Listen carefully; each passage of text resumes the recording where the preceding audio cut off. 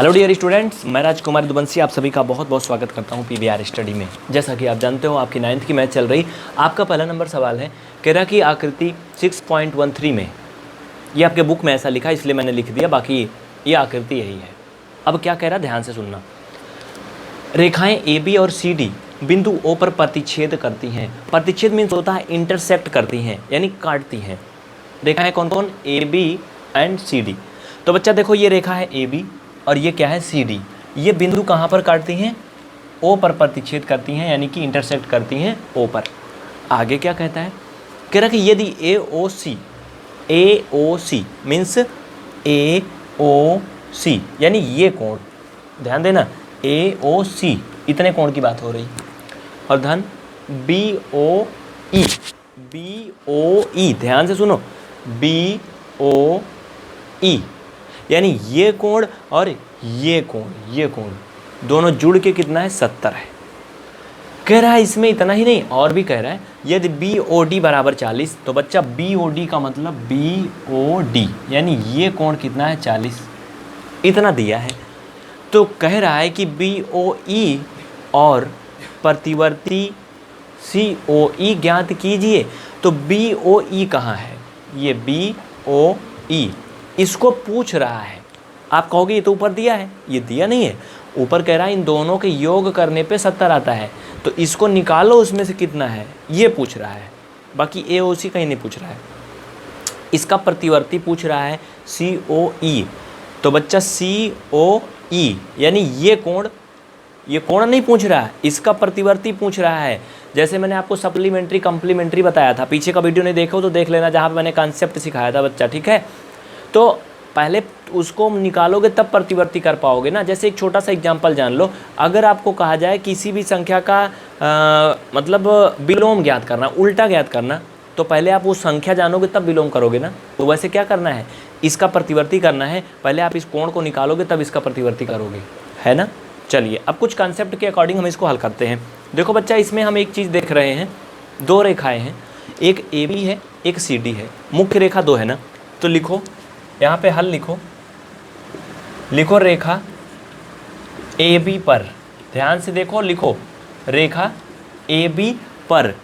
Rekha A B पर अगर आप ध्यान दो तो आपको यहाँ पे बहुत चीज़ें दिखेंगी। वो कैसे हैं, क्या हैं, यहाँ पे मैं आपको दिखाना चाहता हूँ, ध्यान देना, अच्छे से समझना। जैसे देखो रेखा ए बी पे क्या है, ध्यान दो, ए ओ सी, हाँ बन रहा है ना भाई, ए बी पे ये बन रहा है ना, एक कोण ये बन रहा है, एक कोण ये बन रहा है, तीन कोण बन रहे हैं कि नहीं बन रहे हैं, बन रहे हैं ना। यानी हम लिख सकते हैं कोण ए ओ सी प्लस ये कोण हो गया ए ओ सी, और इसमें एक कोण बन रहा है बी ओ ई, भाई बी ओ ई, ये भी तो इसी रेखा के ऊपर है, बन रहा है ना। यानी ये जो ए बी है इसके ऊपर देखो तीन कोण है कि नहीं, भाई एक कोण ये है, एक ये है, एक है, तीनों जोड़ लो, बी ओ ई। ये तो वैसे भी दिया था, लेकिन इसमें एक और है, कौन है, सी ओ ई। लिखो धन सी ओ ई, ये बराबर 180 अंश। आप कहोगे 180 अंश कैसे आएगा, मैंने आपको रैखिक युग्म पढ़ाया है कि एक ही रेखा पर बने हुए जो कोण होते हैं वो रैखिक युग्म बनाते हैं। तो जब रैखिक युग्म बनाते हैं तो मतलब वो उनका मान 180 अंश होता है। ये आप जानते हो, ये जानते हो। चलो मामला हल हो गया।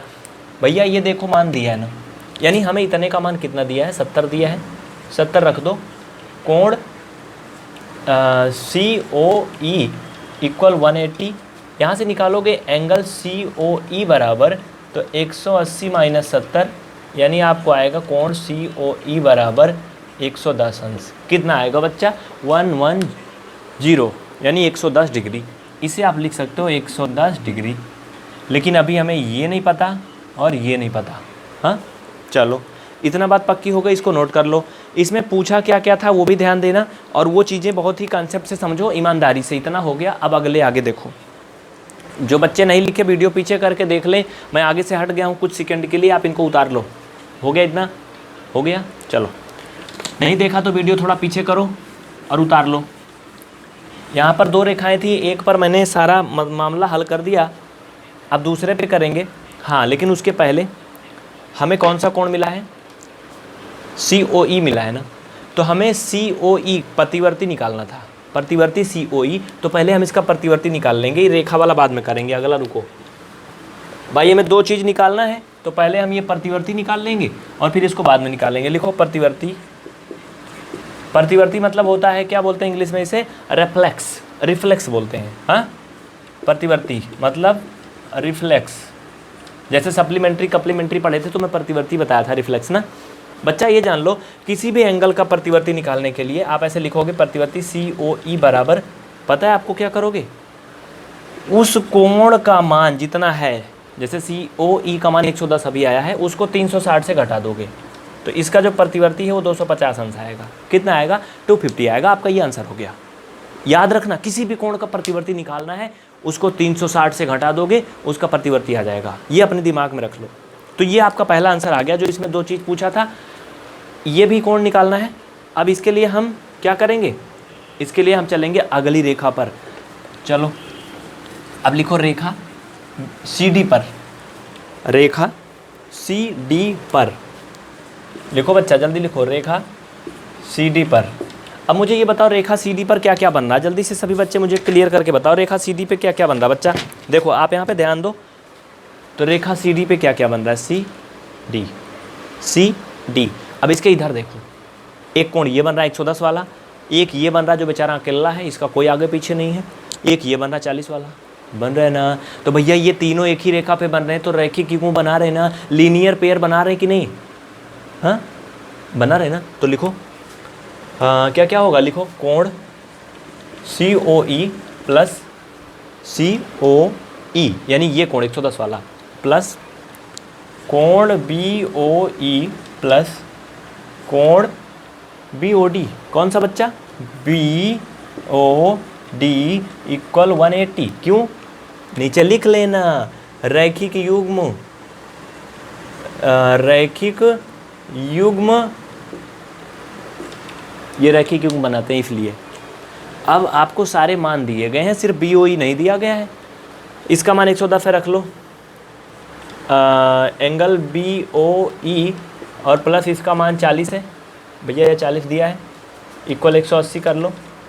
सबको जोड़ो घटाओ, एंगल BOE करोगे, आपको पता है 180, ये इधर जाएगा माइनस हो जाएगा, और ये 40 भी इधर जाएगा माइनस हो जाएगा।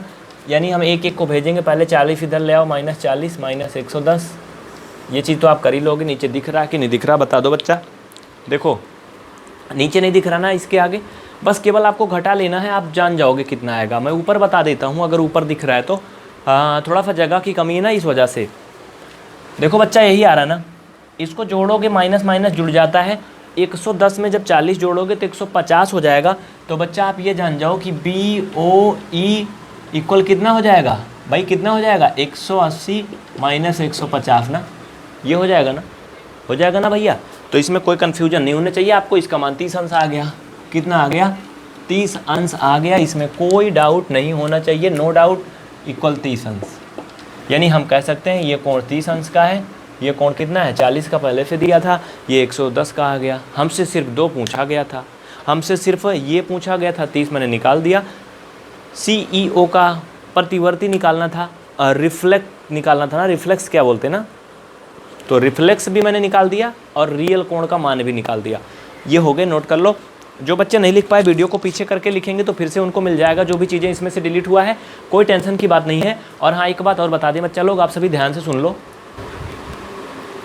जिन बच्चों को पूरा क्लास करना है, डिस्क्रिप्शन में नंबर दिए गए हैं, ऊपर भी मैंने एक नंबर दे दिया है, इस पर आप मैसेज करके क्लास को ले सकते हैं। इस तरह से आप एक दिन में 1-1 घंटे 2-2 घंटे पढ़ सकते हैं। अगर इसको आप नहीं लेंगे तो आप यूट्यूब पे एक क्वेश्चन हर दिन देखेंगे, मतलब छोटे छोटे वीडियो आपको हर रोज़ मिलते रहेंगे। बहुत बहुत थैंक यू आपको वीडियो देखने के लिए। वीडियो को अपने साथियों में शेयर करिए और पढ़ते रहिए। अगर आपको एक साथ सारी क्लास चाहिए तो आप नंबर पर संपर्क करिए।